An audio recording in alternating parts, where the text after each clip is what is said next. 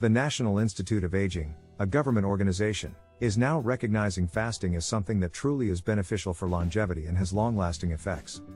So by switching to fasting, you're forcing the body to utilize fats, which causes an adaptive response and makes the cells more resilient and just more universally able to create energy.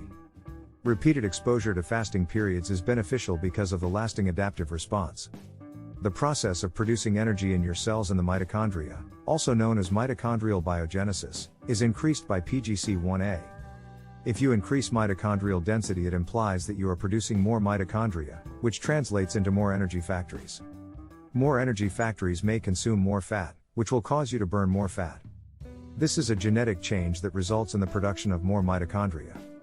The fibroblast growth factor, which is the catalyst for your body to produce new collagen and create new connective tissue, is another aspect of aging. As we get older, we worry about our fat accumulation, our metabolic health, and our joints. So we could potentially correct this with fasting. Next is mitochondrial biogenesis PGC-1A, which seems to go down quite a bit in people with metabolic dysfunction, which is very common. Let's move on to some longevity information in the field of cardiovascular health. 2 studies were published in the Journal of Circulation.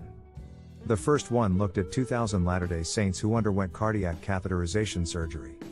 Some Latter-day Saints practice weekly 24-hour fasts, so they were ultimately divided into 2 groups. Those who fast and those who don't. One group fasted and one group didn't. Okay, let's compare a heart attack to heart failure. So when comparing those who fasted to those who did not, the fasting group experienced a 71% lower rate of heart failure. To understand why, let's break it down for a moment. Intermittent fasting has been shown to lower insulin resistance, lower blood pressure, lower triglyceride levels, and improve resting heart rate. I believe there is basically a cumulative building of only beneficial things that come from fasting that have a positive influence on prospective heart failure. These good things include fighting off reactive oxygen species and oxidative damage that can eventually contribute to atherosclerosis. We must consider the evidence, and once more, we are seeing this information put on official government websites. Another intriguing feature is that it improves the parasympathetic tone. The term parasympathetic tone refers to the body's capacity to alternate between sympathetic and parasympathetic states. 2 other studies concern fasting and aging and the long-term effects. Improving heart rate variability makes it so that your heart can respond to a stressor a lot better because it can change its pace without a lag time.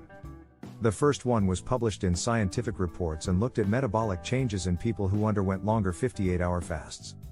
They measured their blood at about 10 hours, somewhere in the middle of the fast, and then at the end of the fast, they discovered 44 active metabolites that weren't there before, demonstrating huge adaptation and significant changes.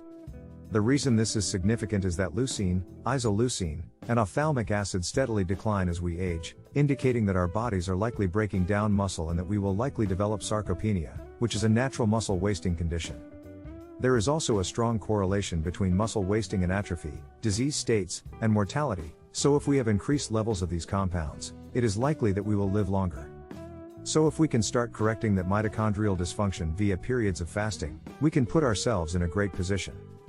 The science is really getting clear now, and I think that if you're not fasting, you might want to give it a shot. That doesn't mean you have to make intermittent fasting a full-blown lifestyle, but a periodic fast once a week will work wonders. If you found some value in this content, please like and subscribe. That's all for now. Stay healthy.